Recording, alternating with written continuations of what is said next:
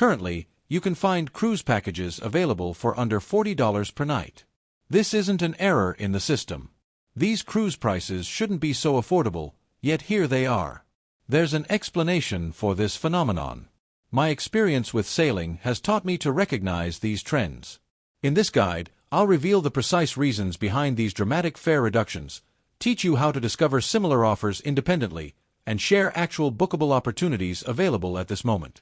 We'll examine each principle systematically, with the last one quietly revealing the most significant discounts available, because these opportunities won't return once they disappear.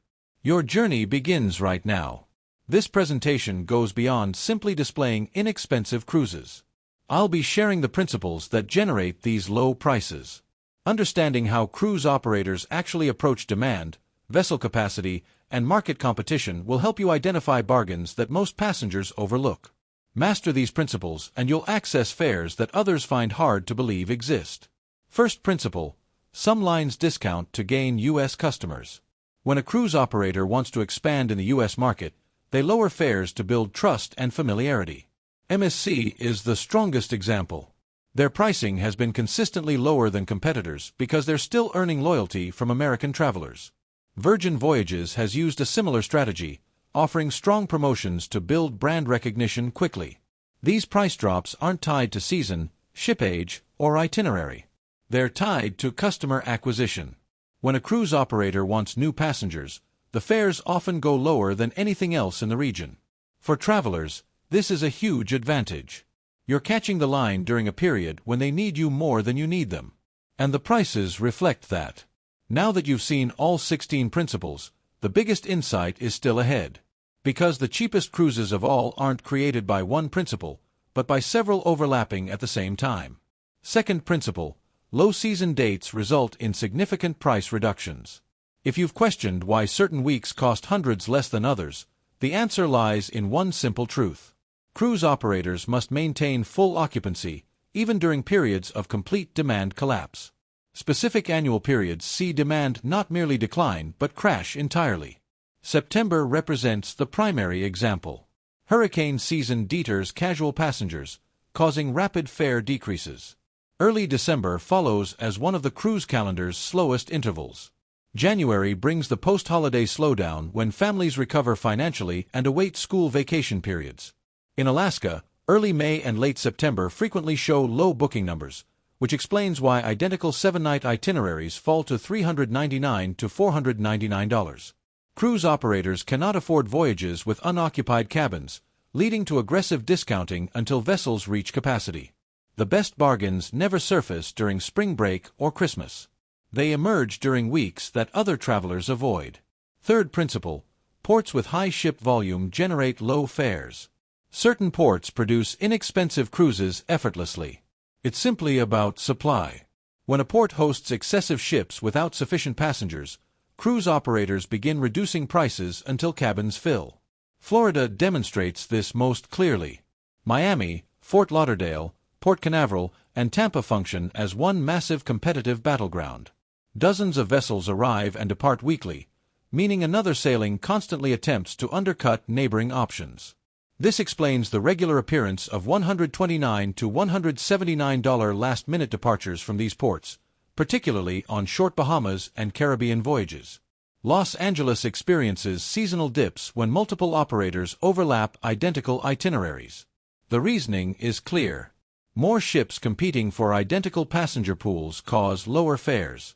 High supply forces cruise operators to compete, and that competition creates the best deals. Fourth principle: specific itineraries maintain consistently low prices. Certain cruise routes rarely increase in price, regardless of overall market strength. These itineraries are designed for volume rather than exclusivity. Cruise operators built them to sell quickly, operate weekly, and attract anyone seeking a simple getaway. The classic 3 to 4 night Bahamas loop exemplifies this perfectly.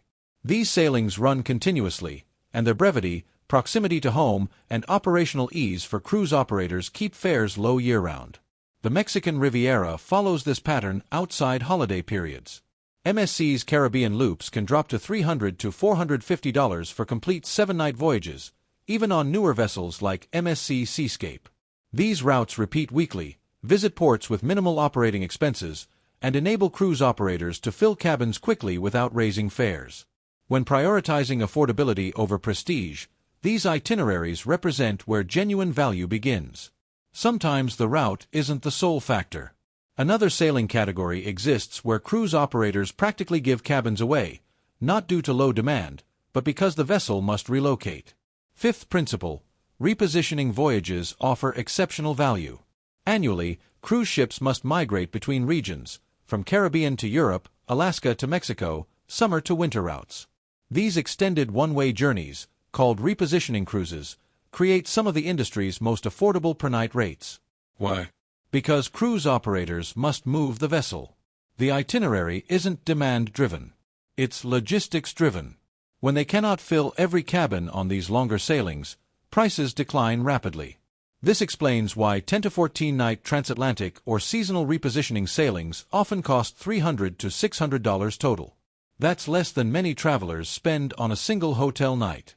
These cruises provide extended sea days, uncommon routes, and a more relaxed pace. They're ideal if you have available time and don't mind additional days on open water. For pure value, nothing surpasses them. Sixth principle: interior accommodations create the advertised fares. Whenever you see cruises advertised at shockingly low prices, $249 per person, $40 nightly, or from $199, you can make one immediate assumption. That fare almost certainly represents an interior cabin. Cruise operators utilize interior rooms to establish the lowest possible advertised price because it captures attention and fills ships quickly, and this approach succeeds. Interiors are the simplest cabins to discount, the most abundant, and the least costly for cruise operators to manage.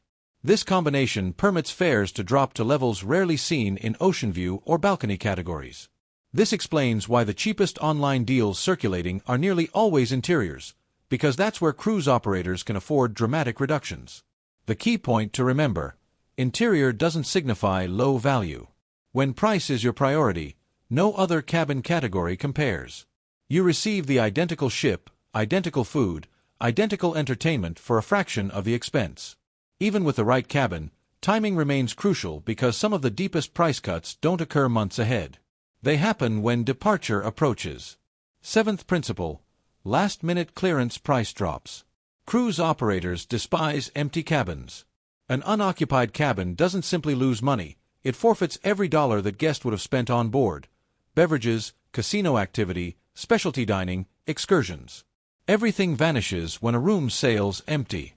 When a ship approaches its departure date with remaining cabins, cruise operators begin rapidly reducing prices.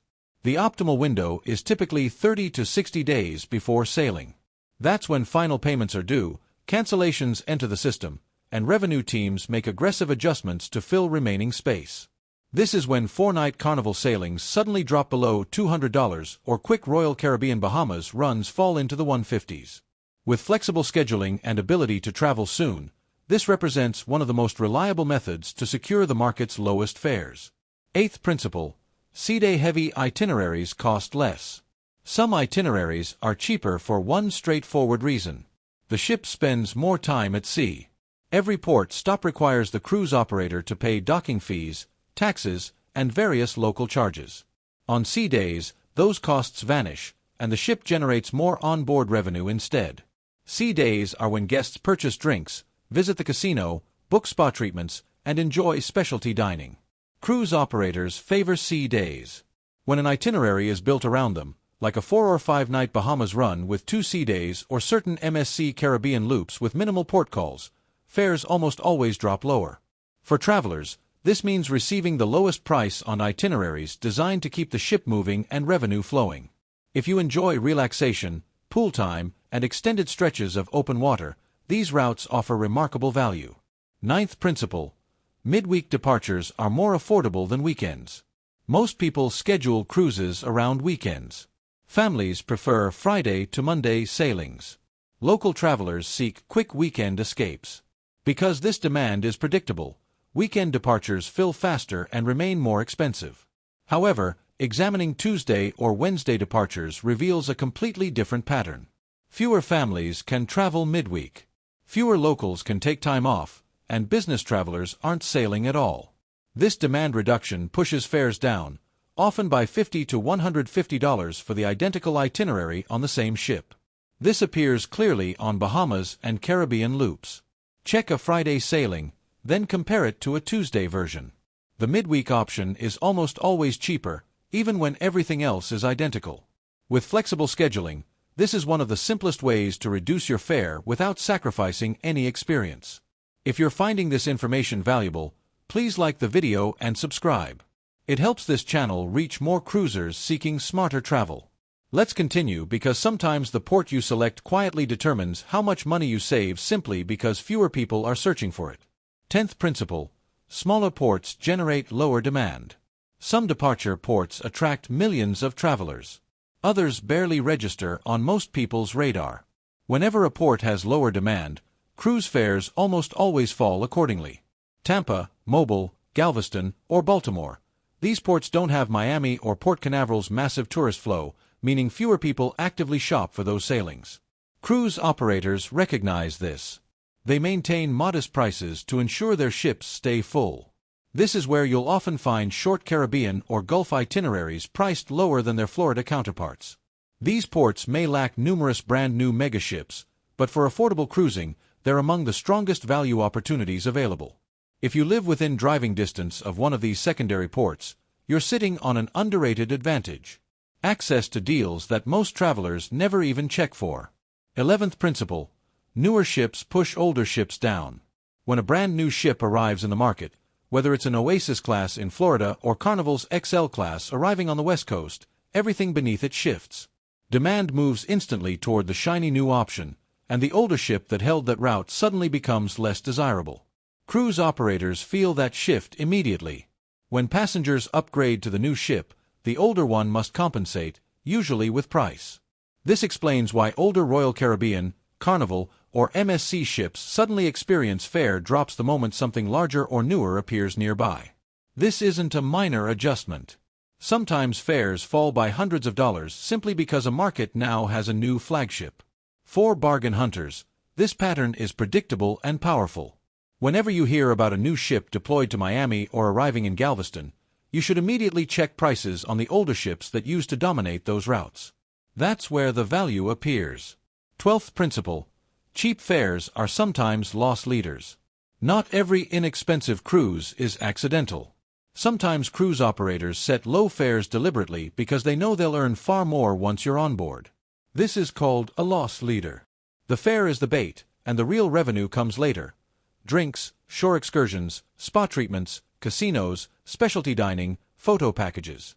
These are all high-margin categories. When a cruise operator fills the ship, onboard spending skyrockets. This explains why MSC runs $350 to $450 week-long Caribbean itineraries, or Carnival pushes $150 to $250 short sailings. They're pricing the cruise low because they expect guests to spend once they sail. This isn't a trick or scam. It's a strategy, and it's one of the main reasons some fares look impossibly cheap. For travelers who maintain a budget, these loss leader sailings offer massive value. Strategy isn't the only force at work. Sometimes the biggest price drop happens because an entirely new player enters the market and disrupts everything around it. Bonus insight: cheap cruises happen when these principles overlap. Want to know the real secret? The lowest fares in the entire cruise industry don't come from a single principle. They appear when multiple principles collide simultaneously. That's when you see the $40 a night offers, the shockingly cheap 7-night Caribbean loops, and the "there's no way this is real" repositioning deals people share online. Picture this: an older ship sailing from a high-supply Florida port during an off-peak week with interior cabins still open on a repeating itinerary. That combination is the perfect storm, and it's exactly how you end up with a 4-night Bahamas cruise for $199 or a 7-night MSC Caribbean sailing for under $450. Or take MSC Seascape. Even though it's newer, put it in a midweek departure in an off-peak month with a competitive market around it, and suddenly the fare collapses. You'll see too good to be true prices that are in fact completely explainable once you know the principles. When you stack these patterns intentionally, you stop looking for deals and start predicting them. If this breakdown helped you, feel free to like the video and subscribe so you don't miss the next guide. There's always another way to travel smarter. And when you're ready, watch the next video on your screen. I'm sure you'll enjoy it. Your voyage is just beginning.